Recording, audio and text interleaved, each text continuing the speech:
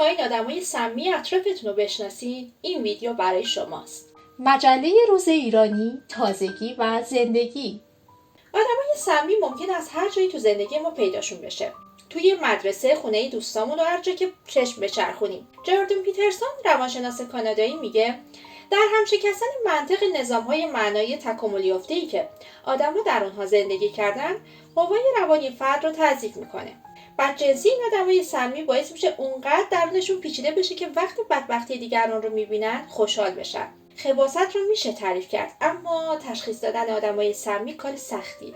به زبان ساده، آدم سمی کسیه که رفتار بدخواهانه داره. بعضی افراد معتقدند که آدمای سمی بی اخلاق، بیمار، آبزیرکاه یا بدجنسن. اما تعریف کردن این کلمات هم کار آسونی نیست. چیزی که به نظر یک نفر بی اخلاقیه، از نظر یک دیگه کاملا عادیه. با این حال یک آدم سمی رو وقتی ملاقات میکنین، بازی با تعاریف نظر شما رو نسبت به اون فرد تغییر نمیده. حقیقتش اینه که وقتی چنین آدمی رو ببینین متوجه خباثتش میشین. حالا نشانه‌های آدم سمی چیه؟ اولین نشانه آدمای سمی اینه که از بدبختی دیگران خوشحال میشن. این بدبختی ممکنه اتفاق ناگواری در اخبار باشه یا موقعیت ناراحت کننده که شاهدش میشن. اونا از بدبختی و احساسات بد دیگران لذت میبرن. وقتی بدبختی دیگران رو میبینن، تمامی اتفاقای بدی که برای خودشون افتاده از یادشون میره. خطرش برای شما در اینه که چنین آدمایی ممکنه برای شما یا دیگران بدبختی به بار بیارن تا از دیدنش لذت ببرن. خیلی مهمه که قبل از اینکه اتفاق بدی برای خودتون یا عزیزانتون بیفته بدونین چه جور آدمی هستن. اگه حال چنین آدمایی فقط با اتفاقای بد بهتر میشه، شما هیچ کاری از دستتون بر نمیاد. دومین نشانه آدمای سمی اینه که اختلال کنترل دارن. همشون هم یه ویژگی مشترک دارن و اون اینه که کنترلگرن. فقط هم شما رو کنترل نمی‌کنن، بلکه اگه تمام جوانب زندگی شما رو کنترل نکنن، احساس ضعف و ناراحتی میکنن. آدمای بدجنس اونقدر نسبت به دنیا آدمای اطرافشون بی‌رحم هستن که نمیتونن در هیچ جنبه‌ای به کسی اعتماد کنن. به خاطر این علاقهشون به کنترل کردن، خودشون رو مؤدب، موجه و وقت‌شناس نشون میدن. ولی اگه بهشون اجازه بدیم بیشتر نزدیکتون بشن، شروع میکنن به کنترل کردن شما و شما رو هم مثل خودشون میکنن. و اما مقاومت کردن در برابر خواسته‌های آدمای سمی همیشه به این ختم نمیشه که مستقیما نسبت به شما اعمال خبیثانه‌شون رو نشون بدن، بلکه ممکنه با زیرکی پیش برن، طوری که اصلا احساسش نکنید. اونم نه مثل سیلی توی صورتتون، بلکه مثل لگد کردن قلبتون. هدف آدمای سمی اینه که احساس درونی شما رو کنترل کنن، نه احساس بیرونی شما رو. سومین نشونه آدمای سمی اینه که از روی عادت دروغ میگن. بیاین با خودمون رو راست باشیم. همه ما دروغ میگیم. از دروغای کوچیک بگیرین تا خیلی خیلی بزرگ. درسته که همه دروغ میگن، ولی الزاما همه دروغگو نیستن. آدمای دروغگو نوع خاصی از آدمن. دائما و بیمارگونه و بدون اینکه متوجه باشن دروغ میگن. یه دروغگوی بدزاد اونقدر دروغ میگه که دروغش براش تبدیل به واقعیت میشه. در زندگی پر از دروغش ذهن چنین آدمی اسیر رفتارهای بدخواهانش میشه. یه نوع دیگه از آدمای سمی فقط یک کم دروغ میگن. یک کمی هم واقعیت رو دستکاری میکنن تا خودشون رو قوی‌تر، باهوش‌تر و بهتر جلوه بدن. بعضی هم درباره شما و چیزهای دیگه دروغ میگن. به هر حال چیزی که مشخص اینه که دروغگو هستن و دروغ‌هاشون براشون حکم وسیله‌ای رو داره که باهاش واقعیت رو دستکاری و باورهای مد نظرشون رو ایجاد میکنن. وقتی دروغشون رو میشه، معمولا سعی میکنن شما رو از نظر روانی بازی بدن و کاری میکنن که واقعیت رو زیر سوال ببرین و باز هم اونا رو مبنای قدرت ببینین. اما در واقع اونا چیزی نیستن جز یه آدم دروغ. دور بر آدمای سمی احساس عجیبی دارید. اینم چهارمین نشونش. علم به خوبی ثابت کرده که بدن ما میدان انرژی ساطع میکنه. دلیلش هم مشخص نیست.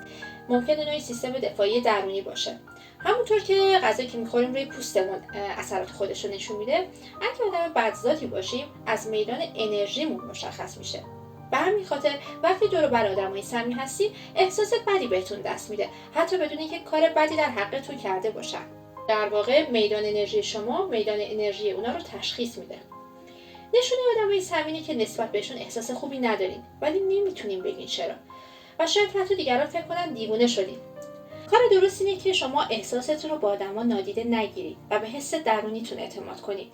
نگران نباشین که شاید اشتباه میکنید. اگه احساستون درباره کسی اشتباه باشه، میتونین عذرخواهی کنید. به هر حال احتیاط شرط عقله. نشونه پنجم، آدمای سمی شما رو گمراه میکنن. این آدما با کنترل کردن واقعیت قدرت میگیرن و با این کار دستاویزی برای خواسته و امیال سخیفشون و حرفی برای گفتن پیدا میکنن.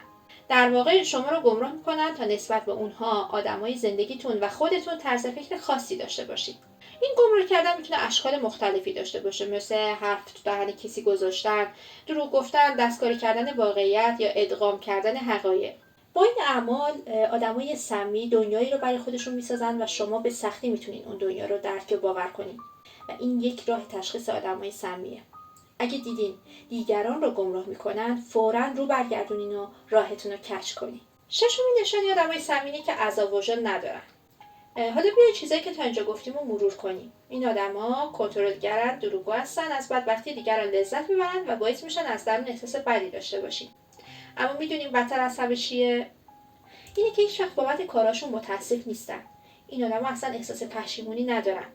اگه به روشون بیارین که رفتار بدجنسانه و شخصیت تاریکشون قابل بخشش نیست، سعی میکنن ورق رو برگردونن و همه چیز رو گردن شما بندازن. شما رو از نظر روانی بازی میدن تا فکر کنین هیچی اونطور که فکر میکنین نیست. تنها هدفشون اینه که شیوه فعلی زندگیشون رو حفظ کنن و در واقع عذرخواهی جایز الخطا بودنشون رو نشون میده. آدمای سمی تو این دنیا میخوان شما اونا رو بی‌نقص بدونید تا شما رو تو مشتشون داشته باشن. در واقع قبول کردن اشتباه تصویری رو که با احتیاط از خودشون ساختن رو خراب میکنه. و اما هفتمین نشانه اینه که بیرحم و ظالمن. تا اینجا دیدیم که چطور آدمای سمی زیرزیرکی امیال بدخواهانه‌شون رو بروز میدن. اما همشون هم نمیخوان آب زیر کاف باشن. بعضیاشون دوست دارن خباثتشون عیان باشه. یکی از راهاش هم بیرحمیه. بیرحمی اشکال مختلفی داره. مثلا دعوا کردن یا آزار دادن عزیزان، دوستان، همسر و فرزندانشون و حتی آزار دادن حیوانات. اکثر آدمای سمی قربانی زندانی هستن که خودشون برای خودشون ساختن و به همین خاطره که اینقدر از درد و بدبختی دیگران لذت میبرن. در واقع با بیرحمی دردی که تو قلب خودشون دارن رو کمرنگ‌تر میکنن. اما به این معنی نیست که کار آدمای سمی رو توجیه کنین یا طرفشون رو بگیرین.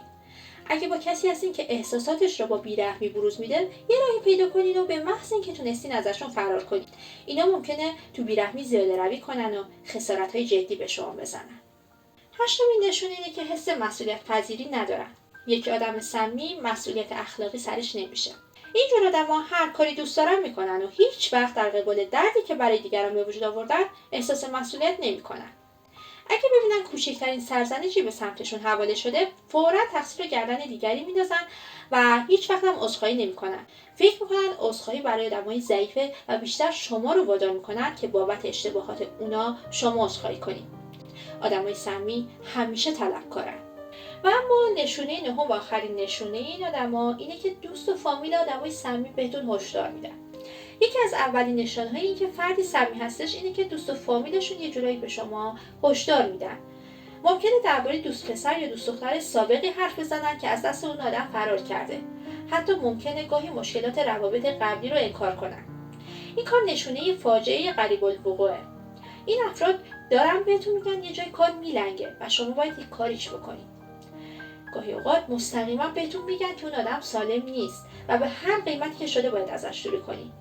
در هر صورت نشانه خباثت فرد رو نادیده نگیرید، به خصوص وقتی که عزیزانش بهتون خبر میدن.